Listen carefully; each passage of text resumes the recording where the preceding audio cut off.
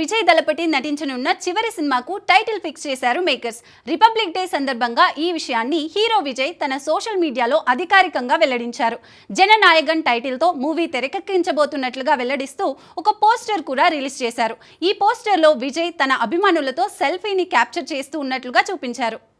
వినోద్ దర్శకత్వంలో తెరకెక్కబోతున్న జననాయగన్ సినిమా మే నెలలో షూటింగ్ ప్రారంభం కానుంది.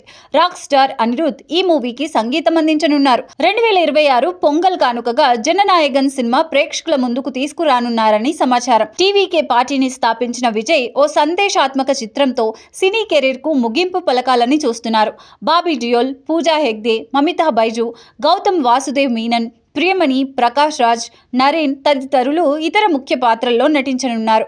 మారబోతుందో ఓ మూల నుంచొని వేడుక చూడండి. I'm corporate criminal. జననాయగన్ సినిమాని పొలిటికల్ థ్రిల్లర్ యాక్షన్ బ్యాక్డ్రాప్ లో తెరకెక్కించబోతున్నట్లు తెలుస్తోంది.